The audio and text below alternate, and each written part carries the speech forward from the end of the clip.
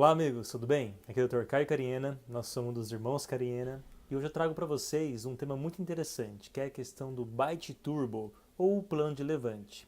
Nos casos com sobremordida, aonde será que eu devo colocar o bite turbo e o plano de levante? Bom, no nosso diagnóstico guiado, nós temos duas referências muito importantes. A primeira dela é a questão do sorriso. Observe sempre no sorriso do paciente se tem exposição gengival. Então o paciente sorriu para a gente, expondo gengiva acima de 2 milímetros, eu já começo a pensar que o meu protocolo de sobremordida vai trazer para a gente um pouquinho da situação do arco acentuado superior, um 17/25 acentuado lá na segunda fase. Agora, se esse paciente sorri para a gente e não mostra gengiva, gengiva no máximo até 2 milímetros, já começo a pensar que talvez será fios para expansão, como o 19/25 TMA, e se eu tenho que ganhar um pouquinho mais de torque, um arco com pré-torque de 20 graus, 20 graus no sentido vestibular, os 19/25 nitinol com um arco de 20 graus pré-torque. Então vai depender muito daquilo que eu preciso em relação à expansão do arco dentário ou ganho de torque na região anterior. Mas o que é mais importante, eu já entendo que eu não posso intruir nesses casos. Nesses casos eu não posso intruir, senão eu jogaria os dentes superiores atrás do lábio superior e assim estaria envelhecendo o sorriso desse paciente. Mas vamos voltar ao nosso tema, que é a questão do bite turbo, do plano de levante. No caso de sobremordida, será que eu ponho ele na frente ou atrás? Então vai depender de um outro fator. Qual seria o fator? O fator da curva de Spee. Quando eu tenho uma sobremordida e eu não posso trabalhar com intrusões superiores, não posso trabalhar, será o fio 19/25 TMA, será o fio 18/25 também com NIT superior, ou o 19/25 nitinol com pré-torque de 20 graus, eu não vou poder usar o acentuado 17/25, então eu começo a pensar que talvez os problemas estão inferiores.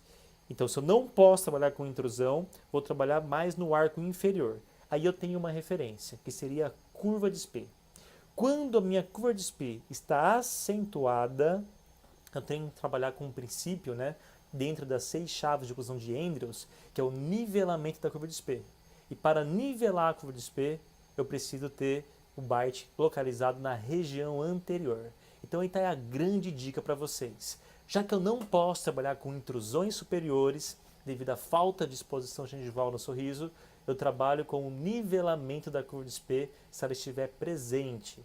Então, curva de Spee acentuada, o bite vai na frente. Se o bite vai na frente, eu tenho duas opções. Ou o meu bite vai na região de caninos, na palatina dos nossos caninos, ou o nosso bite vai na região da palatina dos nossos centrais. Ok?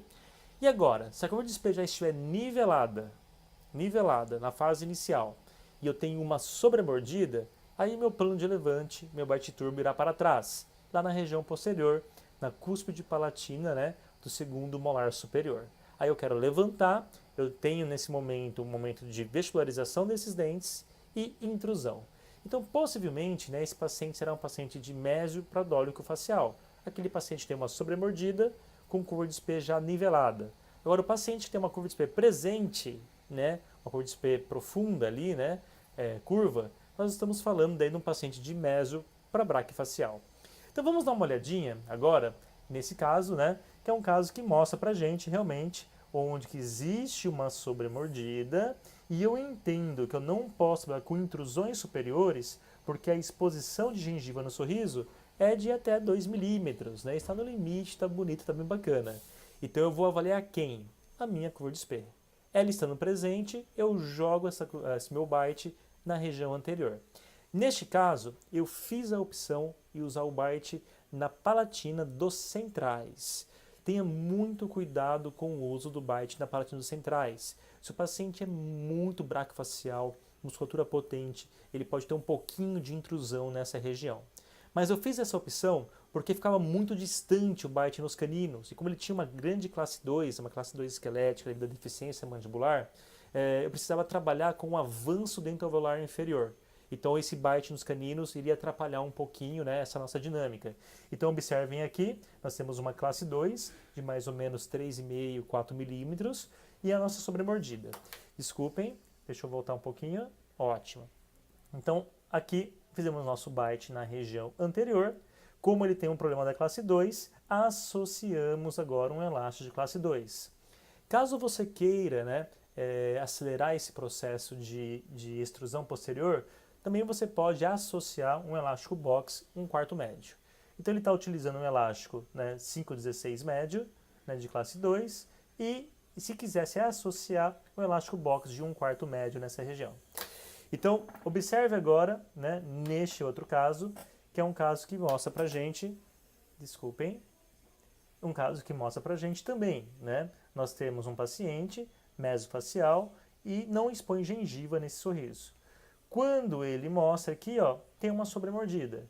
Neste paciente, como ele tinha uma relação já de classe 1, a minha opção foi colocar os bytes nos caninos. Então observem aqui, estamos liberando os dentes inferiores. Os bytes estão nos caninos. E aqui nós vamos trabalhar com a extrusão posterior. Então a correção desses casos, né, de curva de Spey presente é através de extrusão dos dentes posteriores. Aí eu vou associar elástico classe 2 ou elástico box, né, na região posterior, dependendo de cada situação. Aqui, após 4 meses, né, extruindo os dentes posteriores, o nosso byte já não tem mais uma eficiência, agora eu acabo retirando esse byte turbo. Pessoal, então tenha muito atenção nesses casos onde eu não posso trabalhar com intrusões da região anterior. Então era isso aí, eu espero que vocês tenham gostado. Qualquer dúvida, estamos à disposição. E queria agradecer aos colegas, as mensagens, o grupo do WhatsApp tão barato, está todo mundo participando. Eu só tenho a agradecer a cada um de vocês, né, que está fazendo esse trabalho dos irmãos Cariñena valer a pena. Um forte abraço para um de vocês, até a próxima, o meu muito obrigado.